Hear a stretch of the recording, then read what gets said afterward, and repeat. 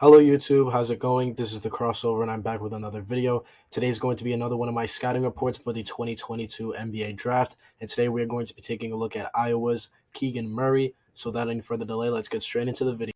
Moving on to some stats regarding Keegan Murray. He is 21 years old, stands at about 6 feet 8 inches, weighs about 225 pounds, and has a 6 foot 11-inch wingspan. Pretty solid overall physical profile for the forward. I really like that 6'11 wingspan, given the fact that throughout the draft process so far, given all the prospects that we have covered so far on the channel, not too many of them have necessarily had, plus wingspans. So it is pretty cool to see Keegan Murray have a 6'11 wingspan, pretty much essentially a 7 foot wingspan, given the fact that he's only 6'8".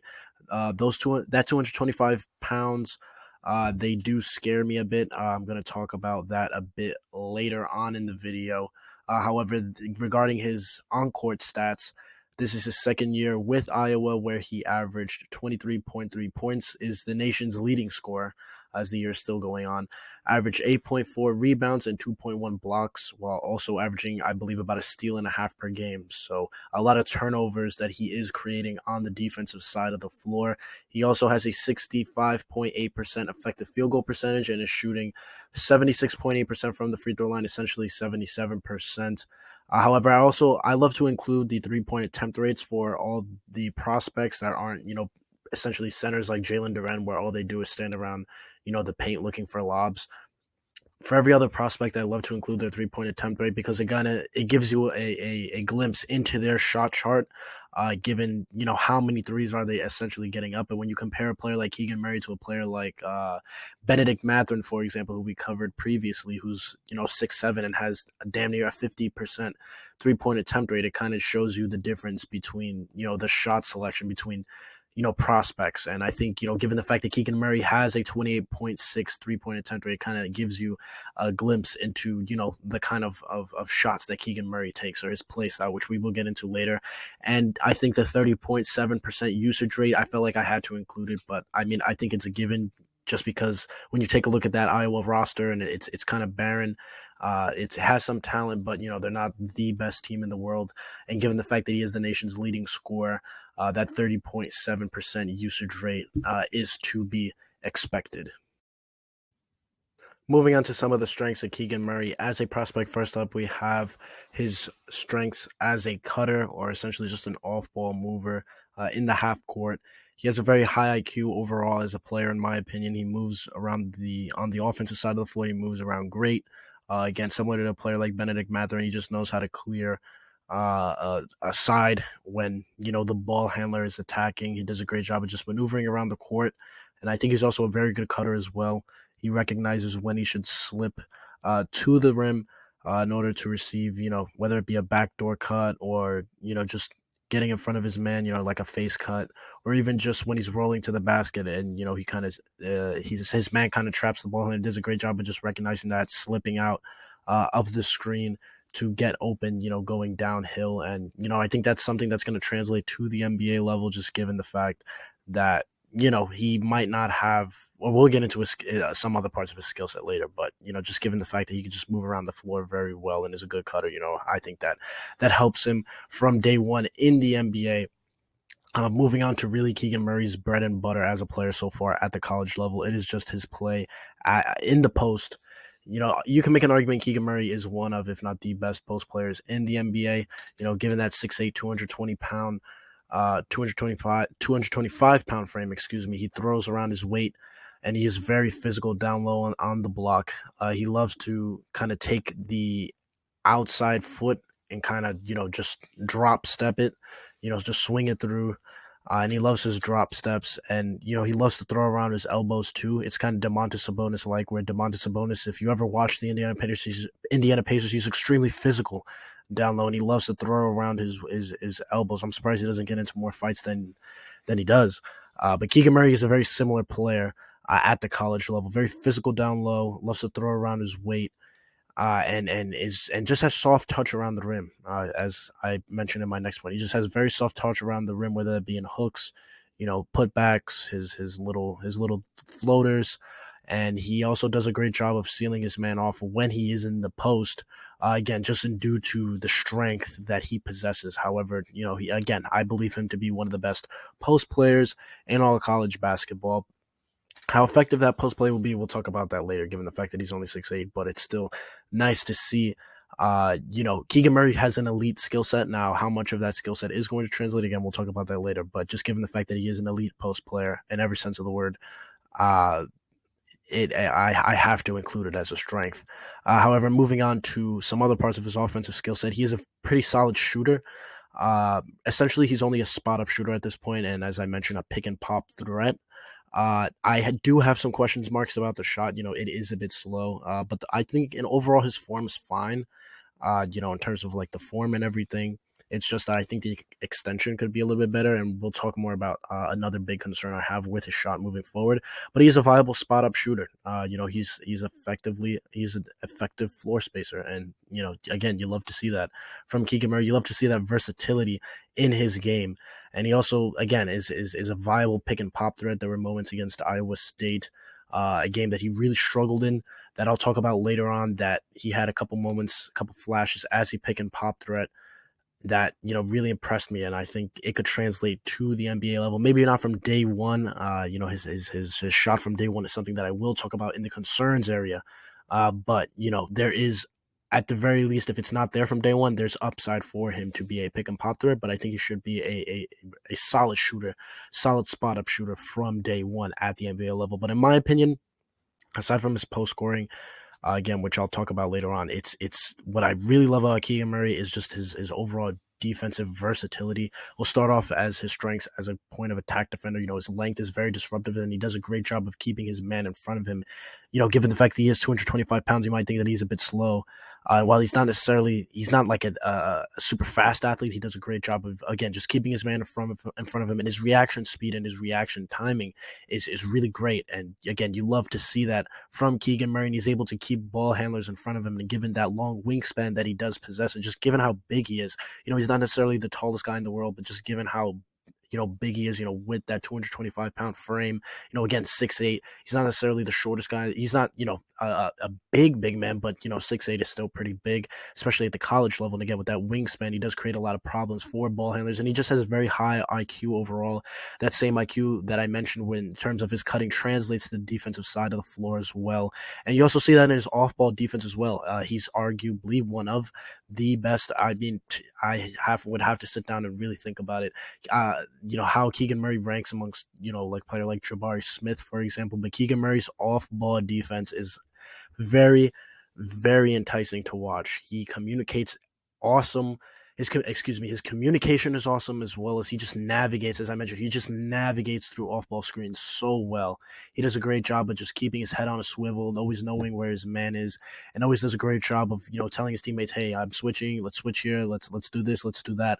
Like, nothing ever really catches Keegan Murray by surprise, and that's something that you really like to see moving forward at the NBA level, where communication is going to be key. Communication is a key part of the defensive side of the floor. And, you'll love to see that from Keegan Murray, a player who can be a stopper for you as a point of attack defender. And again, as just an off-ball communicator and just such a high IQ on that side of the floor. And again, he's also a very strong rebounder. Again, that same physicality that he possesses in the post translates over to his rebounding. Very solid rebounder. And as I mentioned, that physicality aids in his ability to bring down contested rebounds in traffic. Some of these other players, like J.D. Davidson, had moments, I mentioned in his scouting report, not to get off topic, but J.D. Davidson had moments where his rebounds, you see the 4 rebounds, you see eight, he's averaging 8, 4, and 4, and you're like, okay, well, he's a solid rebounder at 6'3", but I feel like a lot of J.D. Davidson's rebounds aren't necessarily contested rebounds. Shout out Seth Partnow, the mid-range theory, kind of opened my eyes to this, where, the rebounding stats may look great, but if other players are doing the work and the player, if the big men are doing the work and a guard just comes in and gets the rebound, how much credit does the guard get as opposed for getting the rebound that's just, uncontested, as opposed to the big men that are actually boxing out. And Keegan Murray is not like that. Keegan Murray is extremely physical. He will fight for the rebound, especially on the defensive glass, which is something that's really enticing, because defensive rebounding is a big part of defense. However, aside from that, he just plays passing lanes well, again, with that length. He had an awesome block against Wisconsin on Johnny Davis that you love to see. He loves to contest shots from the weak side. And also, I feel like even on the strong side, when he's just helping off his man who might be in the corner or the wing or whatnot, he does a great job at just, bothering ball handlers with that length. So overall, very, very good defensive prospect. I love his ability to play on and off the ball, defensively, point of attack defender, and as a help defender. And, overall, his rebounding is strong, very physical player, high IQ, very good cutter, and, again, one of the best post players in the nation with potential as a pick and pop threat and, at least a respectable spot up shooter from day one at the NBA level. Moving on to the concerns I have with Keegan Murray, first up is that he is a 6'8 post player. And I mean, as much as I love him on the defensive side of the floor, it's just he operates like a big man on the offensive side of the floor, like no type of, you know, guard skill set at all, really. And it's concerning. It's generally concerning for me. And Keegan Murray is going to have to change his entire play style. And I feel like he's going to have to rewire the way he thinks on the offensive side of the floor in order to succeed in the NBA level. Because how many 6'8 post players are there really? The only guys I can think of is maybe like a Tobias Harris. Tobias Harris is like a mid post kind of player, but Tobias Harris is much faster than Keegan Murray. And I feel like he has a much smoother shot than Keegan Murray as well. He has a much better handle. And I understand that Tobias Harris took a while to develop at the NBA level. And I'm not saying Keegan Murray can't get there, but he has just such an uphill battle in terms of changing his the entire way he plays. Like if you watch an Iowa game, he operates like a big man. All he does is essentially, if he's not setting a screen and fading out to the perimeter for a three, or he's not rolling to the basket, Keegan Murray will sit on the block and sit there, move from block to block to block to block to block. And it's not, I feel like the Iowa coaching staff let him down. I really do. I feel like, having him, maybe he came into college with that, play style, sure. But, the Iowa coaching staff did not prepare him for the NBA level. And I feel like it's a shame because he's just such a great defensive talent, in my opinion. He's just such a good defensive player. And I feel like he had a potential, maybe if he would have focused on those areas of his game, maybe cut down on the weight, maybe work on his speed. But he just has such an uphill battle that it's just a question of, will he he just has so many questions. He's just gonna have to change the entire way he plays. And as I go into mention, his handle is loose, and I really don't like it. There's times where in transition where will he get to the basket? Sure.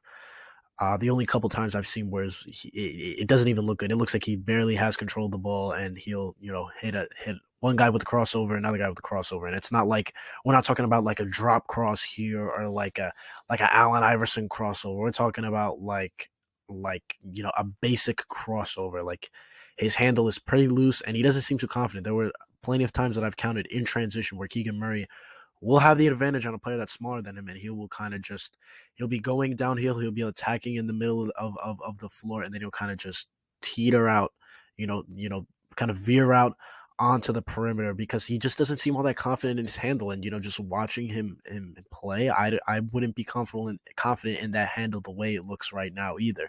And when you take a look at in half court situations, when you just take a look at his self created shots, his shot is just slow. It's just incredibly slow. And I don't know if, again, I question whether the pick and pop ability is going to be there. It's just because the NBA game is just so much faster. I mean, generally across any sport, going from college to the pros it's just such a jump in speed. And Keegan Murray already kind of is slow to get off his pick and pop shot. So it's like, is he going to be able to get that off in the NBA level? I don't know. I don't know. I think maybe over time as he gets used to the game, but right away I don't think so. And he struggled mightily to create his shots that are not post ups. And I just feel that I really doubt if he's going to be able to create his own jump shot at the NBA level. And the game that highlighted all these fears for me was the Iowa State game. It's probably Iowa's worst loss of the season. Iowa State is a great team, credit to them. But this was a game where, you watch some film on Keegan Murray and you're like, okay, he's a 6'8 post player, right? I want to see how he's matched up against, multiple players his size, because generally he's just bigger than most of the guys out there, right? And against Iowa State, they're not the biggest team. They have, I believe, their centers are right around 6'9", maybe 6'10", 6'11". But they have a couple big bodies on that team. I believe their point guard's about 6 feet, but their shooting guard's about 6'3", 6'4", and everybody else on the floor on the court in the starting lineup is about 6'7" and up. So I was like, okay, this is at first you look at Iowa State, you see that they lost.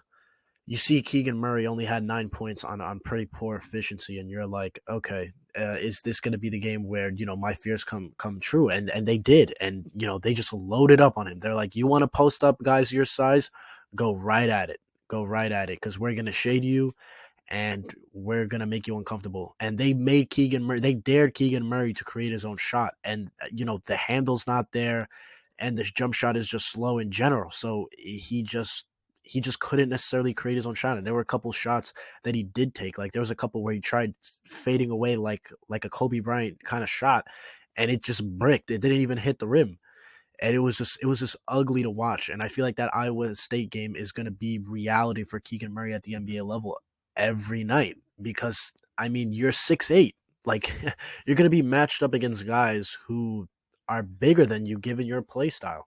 Like why? And just given the fact, like if you just take a look at it from an NBA team, you are most centers in the NBA.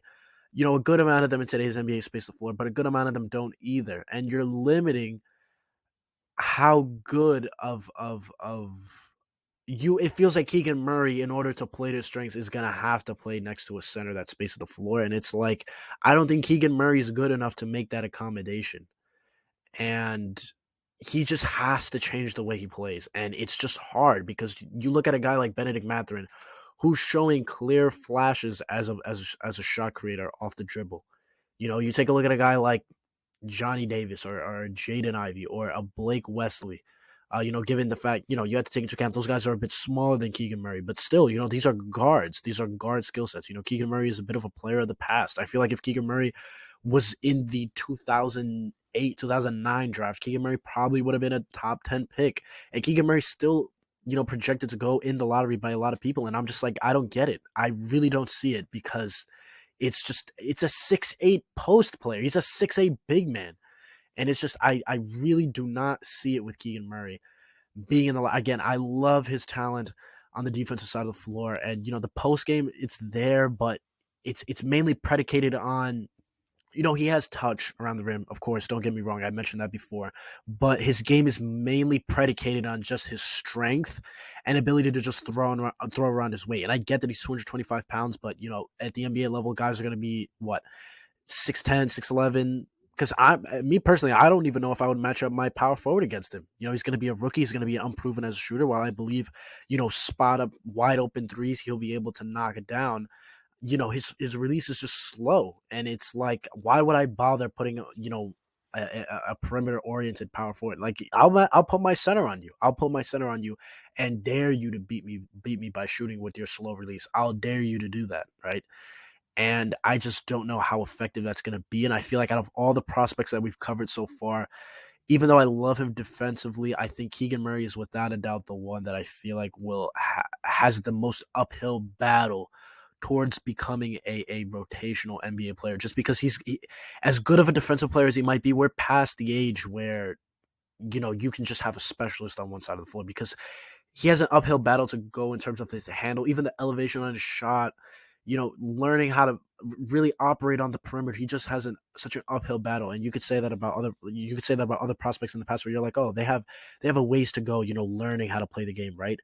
But those guys, a player like Kuminga's been on the perimeter his whole life, right? A player like, I don't know, Jaden Ivey last year was kind of similar. He was a raw prospect, didn't put it all together. Even I think, or a player like Benedict Mathurin last year, he could have came out and been a first round pick, and he would have been raw, potential 6'7" shot. But he's operated on the wing, on the perimeter his entire life. Keegan Murray is operating as a center. So it's just, he just has such an uphill battle in terms of just rewiring his basketball brain. And it's just, we're past that age, and he just has such an uphill battle in terms of becoming a rotation, and in terms of just doing that, just rewiring your brain, just changing what you've been doing for your entire life. And it's not like he's 19. He's 21. Jaden Ivey and Benedict Mathurin are sophomores, but they're 19. Johnny Davis is 19.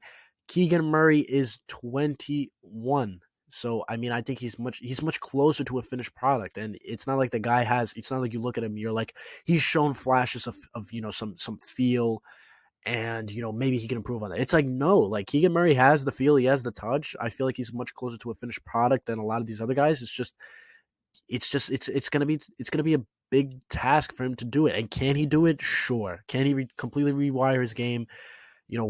Get a solid handle and speed up the release on a shot? Sure.